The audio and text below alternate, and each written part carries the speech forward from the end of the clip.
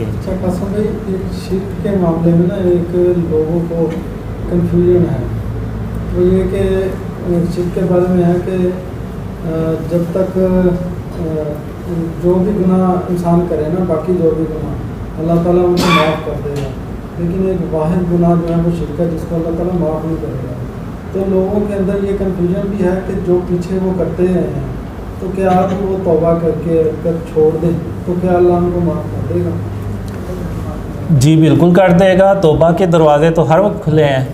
तो अब हुआ ये है कि ये दौर ही ऐसा है कि बहुत से लोगों को पता ही नहीं चला कि ये शिर्क और उसकी इक़साम का, तो इवन मुझे भी नहीं था पता। तो वो तो जब अल्लाह ने सारा कुछ सिखाना शुरू किया तो फिर मुझे पता चला, और फिर मैं इस नतीजे पे पहुंचा कि इवन शिर्क से अपने आप को बचाना जो है ना, ये भी एक बहुत मुश्किल काम है।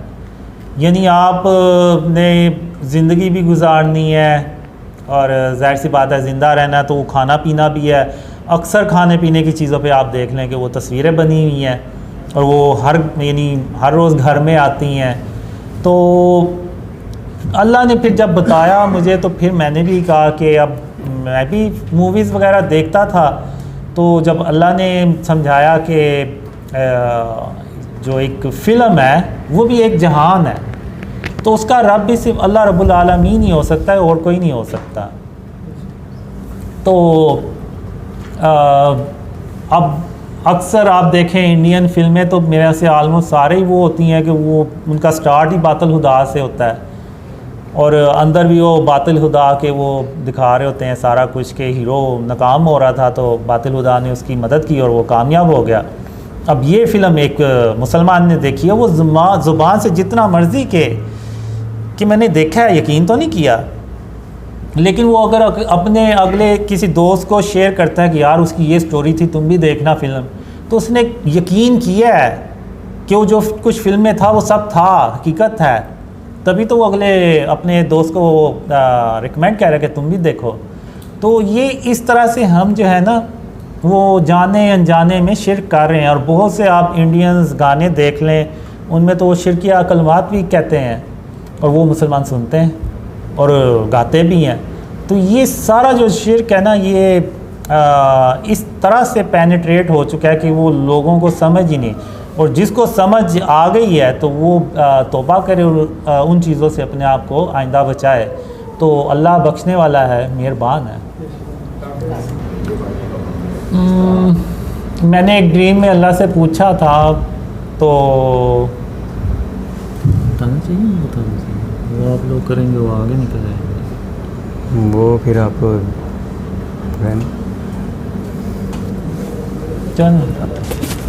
तो एक ड्रीम था जिसमें मैं ना काफ़ी कोशिश कर रहा होता हूँ कि अपने आप को अच्छा मुसलमान बनाऊँ, तो फिर भी वो मेरे से ना मुश्किल हो रहा होता है। तो मैं अल्लाह से कहता हूँ कि अल्लाह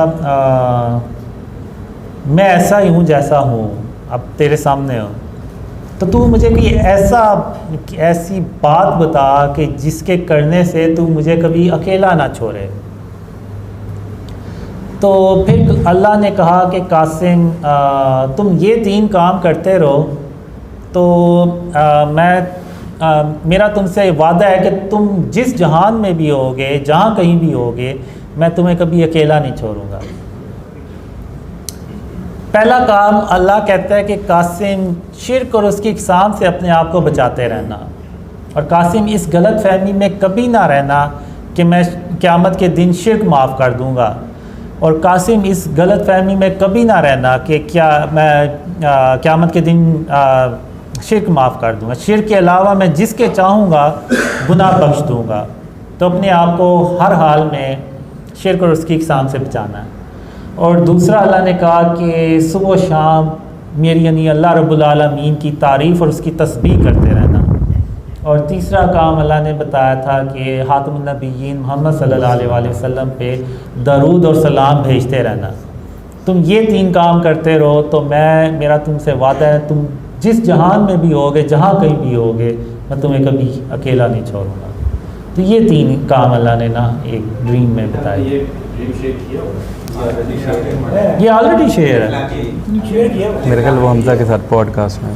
अच्छा, इसके तो शॉर्ट्स भी बने। डॉक्टर इसरार का एक लेक्चर है शिरके खफी पे पापा की शायद इसका मफहूम है कि आप सारा ज़माना लोगों को देखा जाएगा अपने नफ्स को इलाज है। शिरके खफी ये होता है कि अगर आपके दिल में हर टाइम सुबह शाम माल माल माल आ रहा है तो आपको खुदा माल है, वो अल्लाह नहीं है। इसके बारे में क्या कहेंगे शिरके खफी के बारे में? मतलब आपकी हमारे जब तक हमारी सोच के 24 घंटों में अल्लाह की ज़ात अगर नहीं आ रही तो हर टाइम माल आ रहा है तो उसके अलावा माल के पीछे अल्लाह के पीछे तो शिरके खफी कहते हैं। डॉक्टर साहब लेक्चर वगैरह से इसके बारे में आप क्या कहेंगे?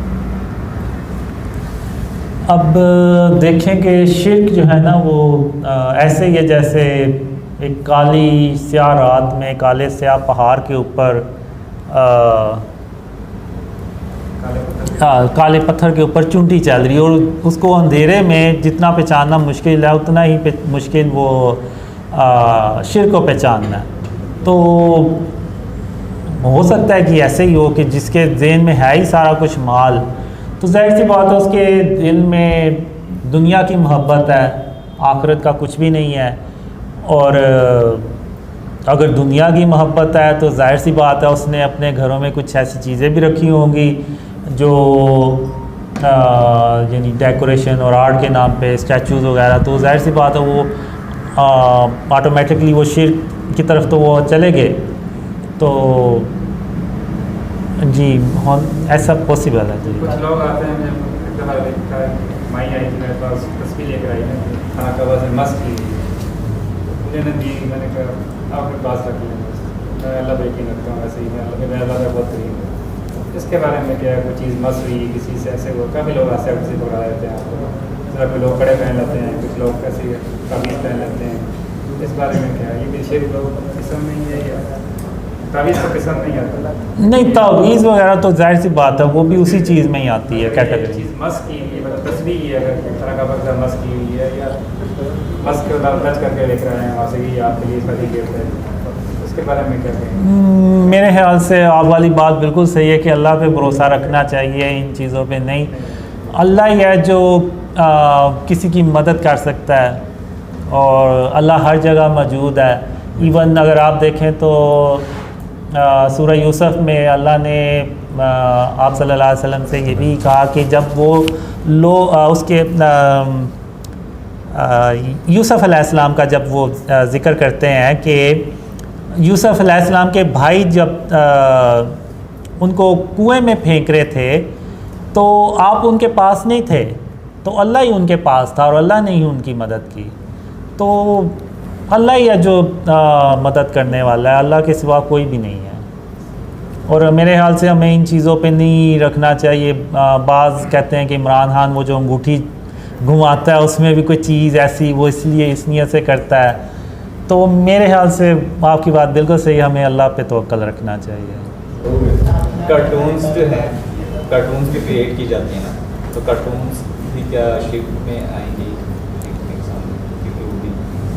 कार्टून्स अब बच्चे शौक़ से देखते हैं, इंसान की बनाई हुई चीज़ें। हाँ, मैंने एक ड्रीम में देखा था कि हम जो काफरों के करैक्टर्स हैं जैसे ये सुपरमैन, बैटमैन और स्पाइडरमैन, तो इनकी जगह हम अपने करैक्टर्स मुस्लिम करैक्टर्स बनाते हैं ताकि बच्चे जो है ना वो देखने की बजाय इस्लामिक करैक्टर्स देखें। ज़ाहिर सी बात है वो बचपन से एक देखेंगे सुपरमैन, स्पाइडरमैन, तो उसमें वो अपना कल्चर दिखाते हैं, तो बच्चों की बचपन से ग्रूमिंग ऐसे होती है, तो फिर बड़े होके वो पक्के हो जाते हैं और उनकी वो सोच भी तकरीबन वैसी हो जाती है। तो फिर उनको काउंटर करने के लिए हम मैंने देखा हम अपने करैक्टर्स बनाते हैं। वालों ने वो तो बनाया भी है, मदनी मुन्ना के नाम से ना, उन्होंने ये कार्टून बनाया भी है जिसमें वो बच्चों को दीन के मतलब जो है वो अवेयरनेस। जी, अच्छी बात, सही है मैम से, क्योंकि बच्चों का मामला थोड़ा सा डिफरेंट होता है। अब खिलौने जैसे होते हैं वो, हाँ, वो खिलौने अब उनमें शक्लें भी बनी होती हैं और फिर बच्चे खेलते भी हैं, तो जब वो खेल लें तो आप उनको बॉक्स में डाल दें या उसके ऊपर कोई कपड़ा डाल दें ताकि वो छुप जाएं। बच्चे देख रहे हो कार्टून्स तो साथ हम भी देख रहे हैं। बच्चे बन जाएं उनके साथ। उसकी निगरानी भी तो करनी हाँ, अगर कुछ नहीं है उसमें कोई गलत बात तो आप जी जो बालू बच्चे कहते हैं कि बालू लेके आ गए या इस तरह के खिलौने जो जाने लगे वो लेके जा सकते हैं। बालू टेडी बिल्ली कपड़े से बनी होती है। और वो बच्चे ज़्यादा ज़िद कर रहे हैं तो उन्हें कहें कि ठीक है, लेकिन आपने ये खेलने के बाद अलमारी में रख देना है या इसको छुपा देना है। बिला ज़रूरत वाला सामान। तो जब वो खेल लें तो रख दें आप।